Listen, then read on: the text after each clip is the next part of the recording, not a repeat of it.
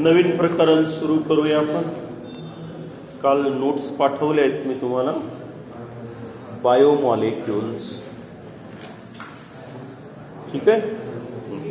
आवाज बंद करा. बायोमॉलिक्युल्स.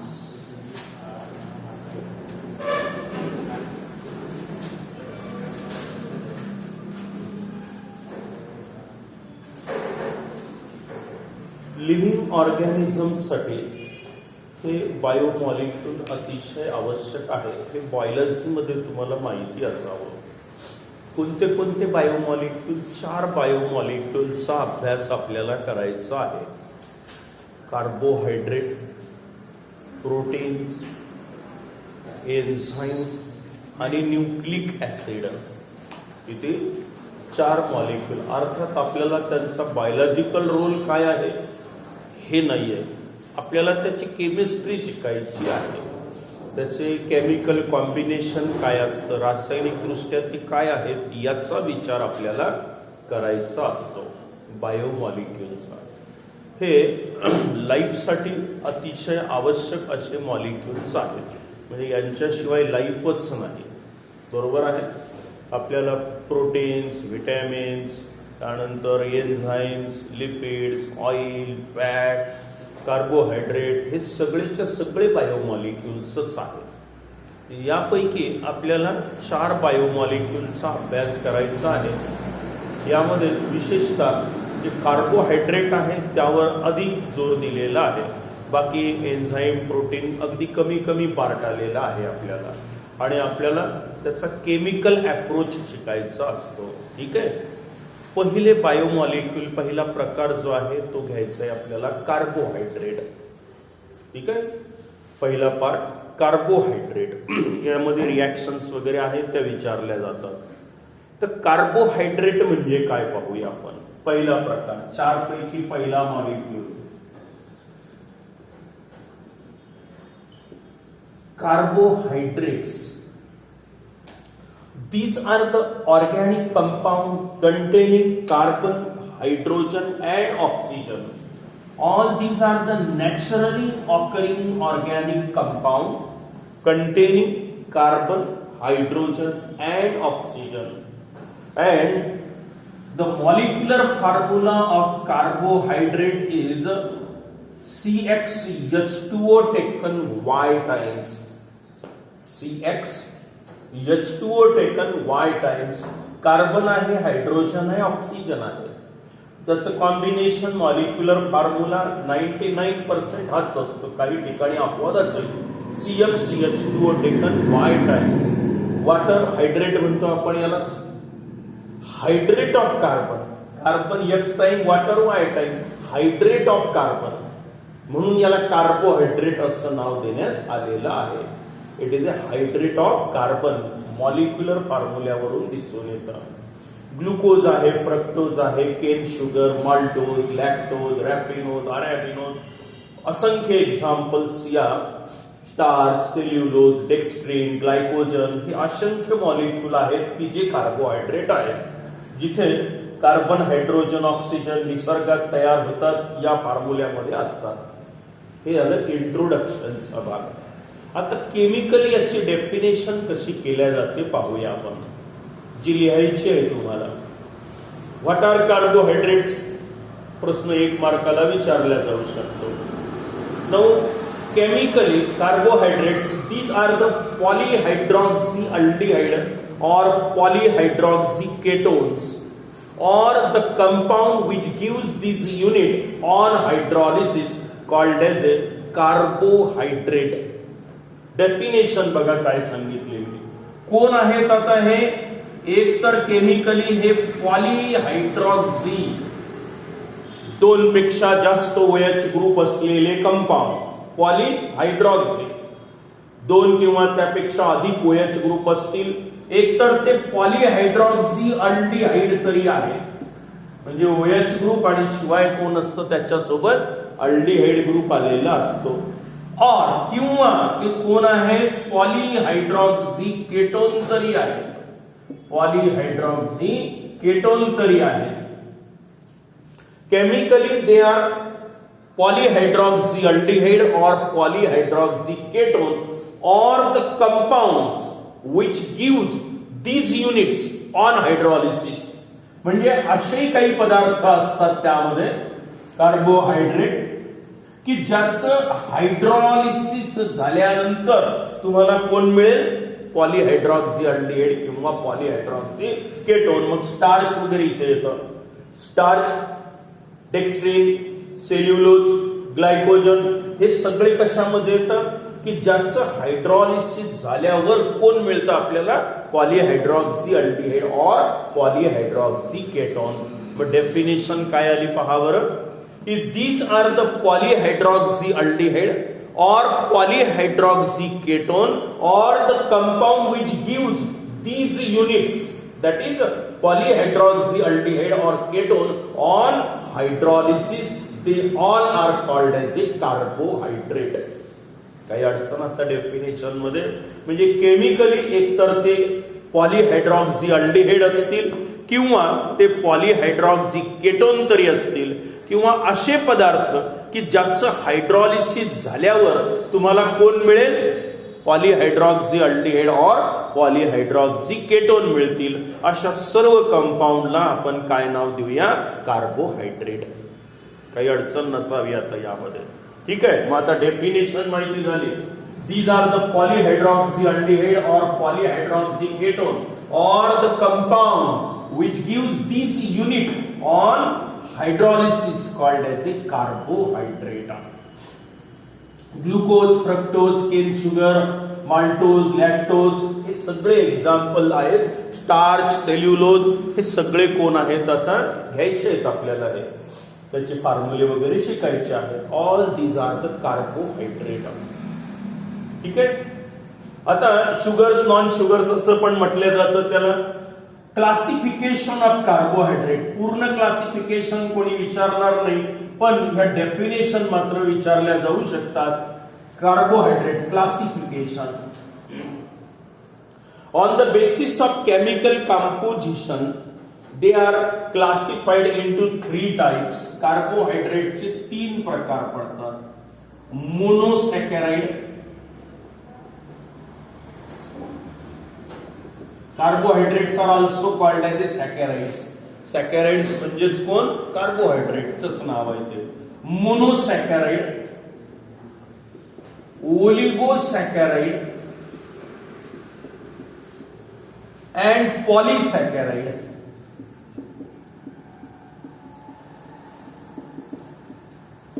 तीन प्रकार पडले कार्बोहायड्रेटचे त्याच्या केमिकल कंपोजिशन नुसार ठीक आहे कोणते कोणते मोनोसॅकॅराइड ओलिगोसॅकॅराइड पॉलीसॅकॅराइड पूर्ण क्लासिफिकेशन विचारत नाही एखादे डेफिनेशन विचारतील define monosaccharide define oligosaccharide define polysaccharide with one example at least तुम्हाला पाठ करायचा अगदी सोपा पार्ट आहे काही कठीण नाही आता मोनोसॅकॅराइड म्हणजे काय हे नेहमी विचारतात डेफिनेशन मोनोसॅकॅराइड मोनो म्हणजे एक सॅकॅराइड म्हणजे carbohydrate It is a basic unit of carbohydrate. It is the simplest unit, smallest unit of carbohydrate. हे कार्बोहायड्रेटचं सगळ्यात लहानात लहान युनिट आहे which cannot further hydrolyzed into the carbohydrate molecule called as a monosaccharide. हे सगळ्यात लहान युनिट कार्बोहायड्रेटचं आहे की ज्याचं हायड्रॉलिसिस झाल्यावर तुम्हाला पुन्हा कार्बोहायड्रेट मिळणार नाही कारण हे मुळात सगळ्यात छोटं युनिट आहे मग आता मोनो म्हणजे एकच मॉलिक्यूल आहे सिंगल शेवटचा मॉलिक्यूल आहे कार्बोहायड्रेटचा की ज्याचं हायड्रॉलिसिस झाल्यावर दुसरे पदार्थ मिळतील पण कार्बोहायड्रेट मिळणार नाही अशाला म्हणायचं आहे मोनोसॅकॅराइड मग आता डेफिनेशन पहा बरं नावातच आहे त्याच्या It is a basic unit or simplest unit of carbohydrate which cannot further hydrolyzed into the carbohydrate molecule called as a monosaccharide. For example, glucose, fructose,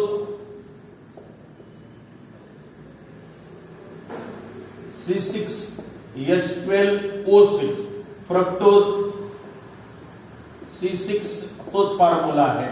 हे मोनोसॅकराइड आहे, म्हणजे यांचं हायड्रॉलिसिस झाल्यावर तुम्हाला कार्बोहायड्रेट मिळणार नाही, दुसरे पदार्थ मिळू शकतात.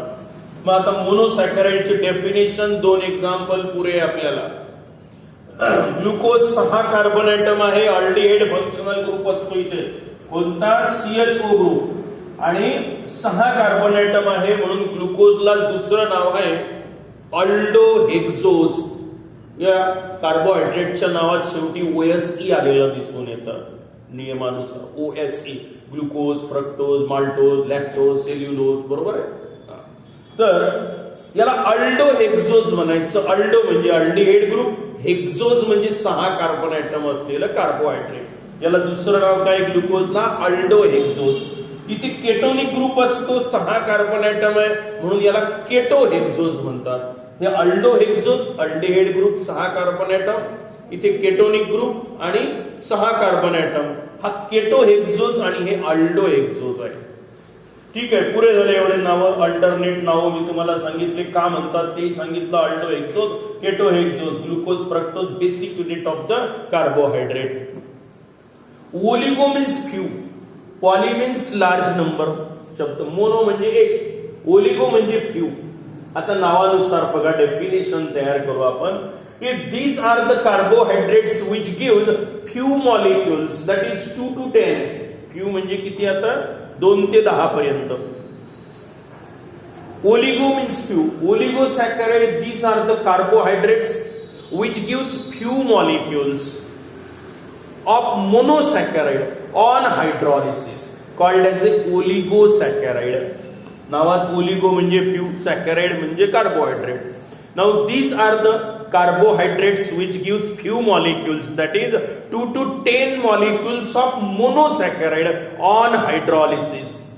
हे असे कार्बोहायड्रेट आहेत की ज्याचं हायड्रॉलिसिस झाल्यानंतर तुम्हाला मोनोसॅकराइड चे मॉलिक्यूल मिळतील.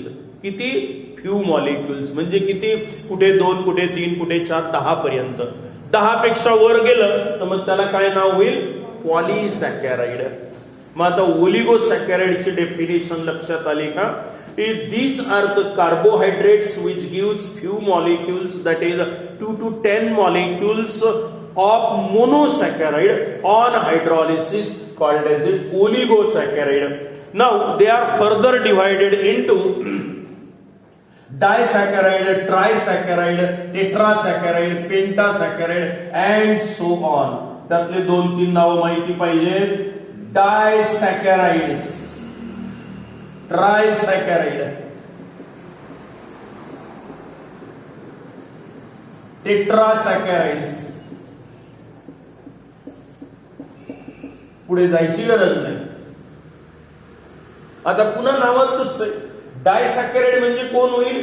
की these are the polysaccharide, these are the carbohydrates which gives 2 molecules of monosaccharide on hydrolysis, called as a disaccharide. Trisaccharide म्हणजे काय होईल? which gives 3 molecules of monosaccharide on hydrolysis. Tetrasaccharide म्हणजे काय होईल? which gives 4 molecules of monosaccharide on hydrolysis. थोडक्यात 2 मोनोसॅकराइड पासून एक डायसॅकराइड तयार झालेलं असावं. 3 मोनोसॅकराइड एकत्र येऊन ट्रायसॅकराइड तयार झालं.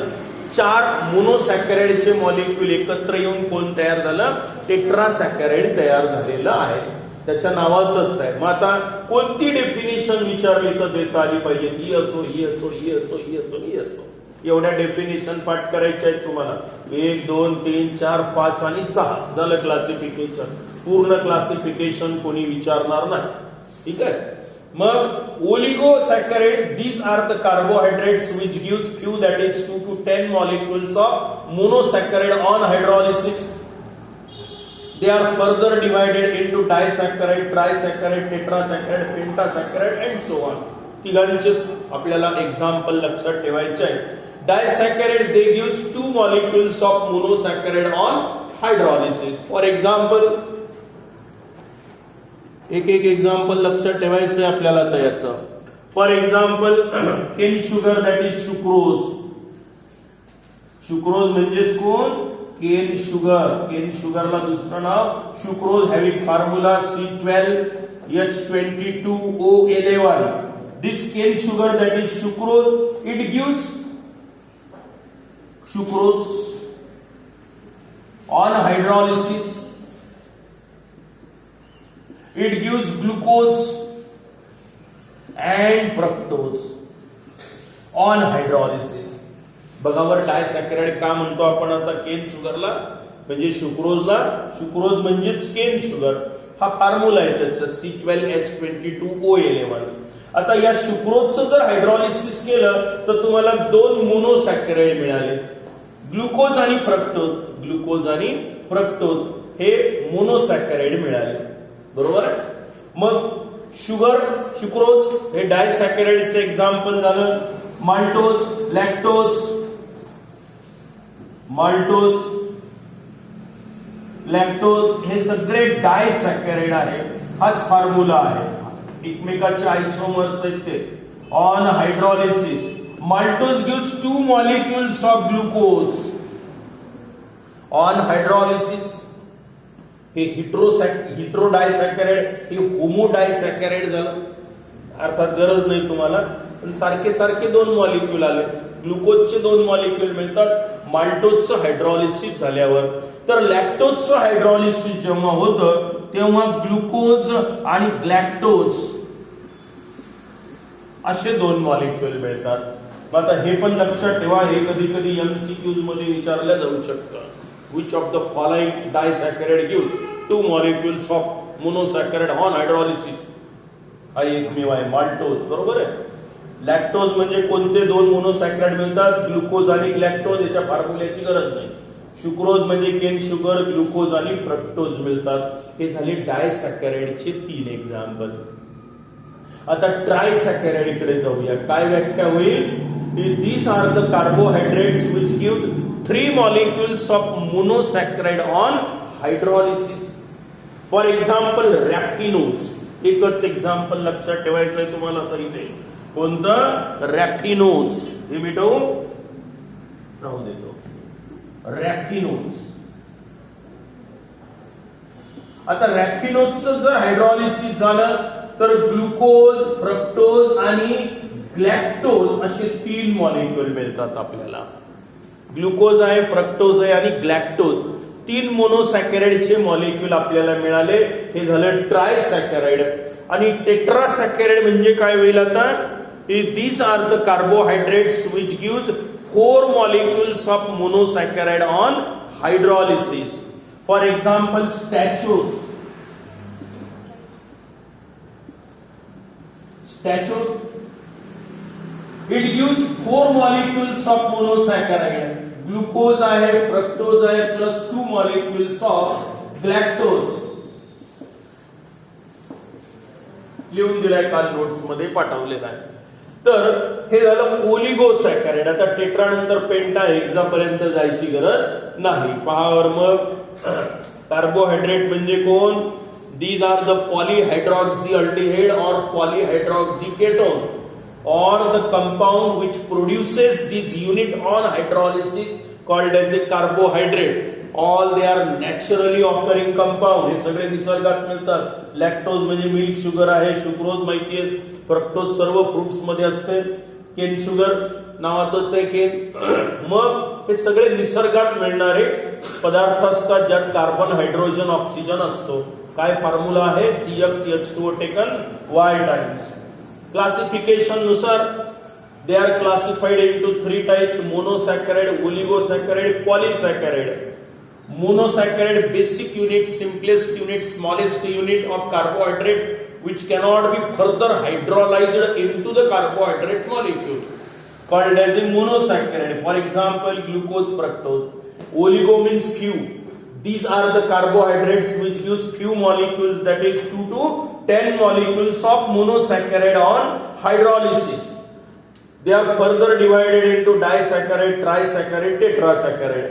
Disaccharide gives 2 molecules of monosaccharide on hydrolysis. Trisaccharide gives 3 molecules of monosaccharide on hydrolysis. Tetrasaccharide gives 4 molecules of monosaccharide on hydrolysis, and polysaccharides, they give large number of monosaccharide molecules on hydrolysis, called as a polysaccharides.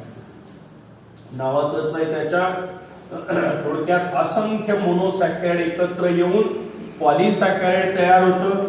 काही मोनोसॅकराइड molecule 2 ते 10 एकत्र येऊन ओलिगोसॅकराइड तयार होतात आणि जे basic unit आहे, smallest unit आहे, त्याला आपण मोनोसॅकराइड म्हटलेलं आहे. पण polysaccharide they gives large number of monosaccharide molecule on hydrolysis. For example starch. Starch जर तुम्ही हायड्रॉलिसिस केलं, they give large number of glucose molecule. घ्यायचे ही प्रिपरेशन आपल्याला. असंख्य मॉलिक्यूल ग्लुकोजचे मिळतील आपल्याला. कोणाचं हायड्रॉलिसिस केलं जवळजवळ 300 पर्यंत. स्टारचं हायड्रॉलिसिस केलं, ग्लुकोज मिळालं. ग्लुकोज हे पॉलिहायड्रॉक्सी अल्डिहाइड आहे. म्हणजे पहा, हा स्टार्च जो पदार्थ आहे हायड्रॉलिसिस झाल्यावर पॉलिहायड्रॉक्सी अल्डिहाइड दिलं, म्हणून हेही कशात जातं? कार्बोहायड्रेट मध्ये. हे झालं पॉलिसॅकराइड. पहिले 2 जे होते ते वॉटर सॉल्युबल आहे. They are sweet in taste. They are also called as a sugars. And this polysaccharide, it is tasteless compound. They are called as a non sugar.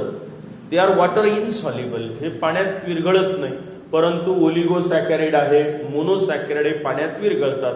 त्यांना शुगर म्हणतात, याला नॉन शुगर म्हणतात. असू द्या माहितीसाठी. ठीक आहे. मग हे झालं क्लासिफिकेशन.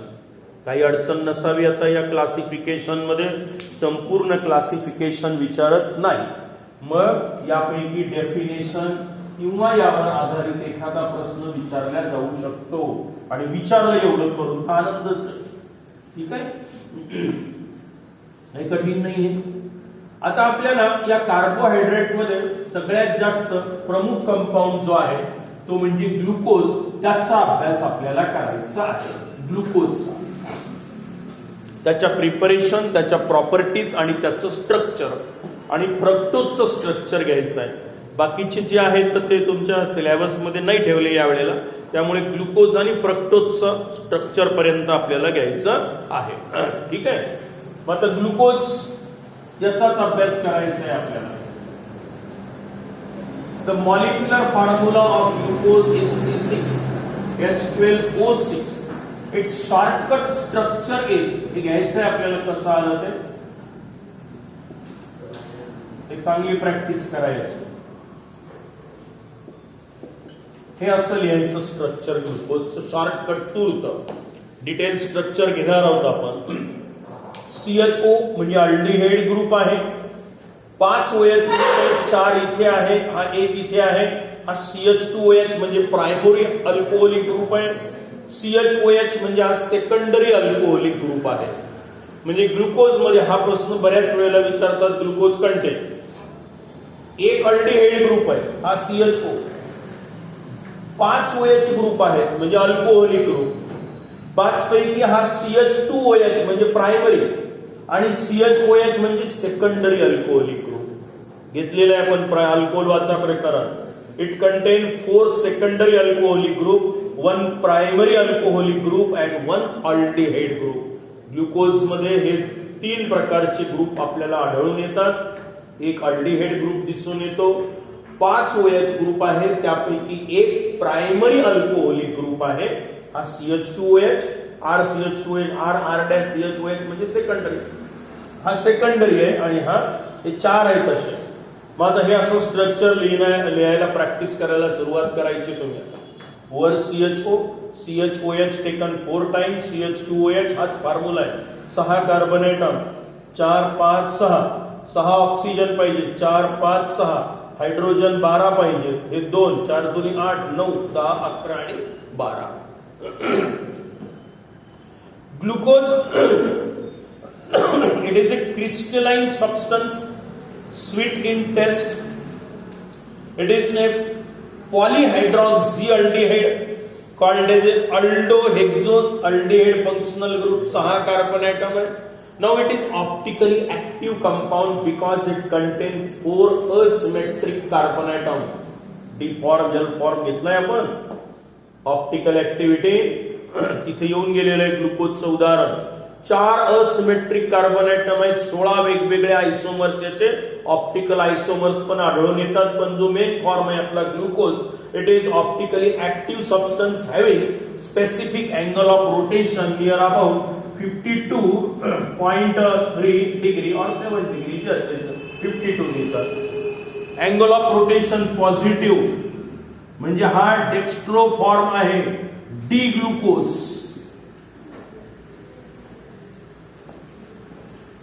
किंवा याला डेक्स्ट्रोज असंही म्हणतात. Dextro rotatory, the substance which rotate the plane polarizer light in clockwise direction, that is towards the right hand side, called as a dextro-rotatory substance. Now glucose, it is a dextro-rotatory substance and hence it is also called as a dextrose. ठीक आहे. किंवा D glucose small D लिहायचं, किंवा positive glucose दिलं तरी चालेल. आणि angle of rotation त्याचा 52.3 डिग्री राईट हँड साइडला आहे. Plane polarizer light, plane of the polarizer light get rotated in clockwise direction about this much angle and hence it is also called as a dextrose. हे सगळे छोटे छोटे point आहेत. हे नावं का आलेले आहेत तेही मी तुम्हाला सांगितलं, बरोबर आहे. आता प्रिपरेशन ऑफ ग्लुकोज. ग्लुकोज कसं तयार करतात, 2 प्रिपरेशन आहेत आणि त्याच्या 5 प्रॉपर्टीज आणि त्याचं स्ट्रक्चर, म्हणजे कार्बोहायड्रेट संपलं. ठीक आहे. आता जाऊया आपण याच्या प्रिपरेशनकडे. ग्लुकोज तयार करण्याच्या 2 पद्धती आहेत. एक आहे lab preparation, small scale preparation, that is from cane sugar, आणि दुसरी आहे large scale preparation from starch commercial method. दोन्ही प्रिपरेशन आपल्याला घ्यायचे आहेत, परीक्षेत विचारल्या जातात. ह्या प्रिपरेशन ऑफ ग्लुकोज, पहिली फ्रॉम शुगर, शुक्रोज. शुक्रोज म्हणजेच कोण, cane sugar. Small scale preparation, कमी प्रमाणावर ग्लुकोज तयार करायचं असेल तर ही पद्धत वापरण्यात येते. Here sucrose, that is cane sugar, C12 H22 O11. It is heated with dilute sulfuric acid or dilute sulfuric acid H2SO4 or dilute hydrochloric acid for 2 hours. Sucrose, cane sugar घेतली आपण, थोडं वॉटर टाकलेलं आहे, नाही टाकलं तर चालेल. Dilute sulphuric acid घेतलेलंच आहे, पाणी आहेच त्याच्यामध्ये. पण डायल्यूट सल्फ्युरिक ऍसिड किंवा डायल्यूट हायड्रोक्लोरिक ऍसिड घ्या आणि त्याला हीट करा 2 तासापर्यंत. Now here after hydrolysis glucose and fructose is obtained. C6H12O6, C6H12O6 एक ग्लुकोज आहे, फॉर्म्युला सारखाच आहे, आणि दुसरा फ्रक्टोज आहे. डायसॅकॅराइड आहे, हे सिद्ध झाले यावरून की हे 2 मॉलिक्यूल आपल्याला मोनोसॅकॅराइडचे मिळाले. म्हणजे केन शुगर, शुक्रोज हे कोण आहे, disaccharide. Sucrose when it is heated with dilute sulfuric acid or dilute hydrochloric acid for 2 hours, then here glucose and fructose is obtained. Now on cooling the solution or during the cooling, ethyl alcohol is added into the mixture. याच्यामध्ये आता reaction झाल्यानंतर 2 तासानंतर कोण टाकण्यात येतं, इथे ethanol, म्हणजे कोण, इथिल अल्कोहोल. कशासाठी टाकतात, साखरेला चव येण्यासाठी, ग्लुकोजला नाही. इथिल का टाकतात हे विचारलं जातं. इथिल अल्कोहोल यामध्ये आता टाकण्यात येतं. 2 तासानंतर सोल्युशन गरम राहील, हे पदार्थ तयार झालेले आहेत. आता याच्यात इथिल अल्कोहोल टाकण्यात येतं. This glucose is insoluble in alcohol while fructose is highly soluble in alcohol. काय म्हटलं, पुन्हा पहा की फ्रक्टोज अल्कोहोल मध्ये पूर्णपणे विरघळतं, पण ग्लुकोज मात्र विरघळत नाही.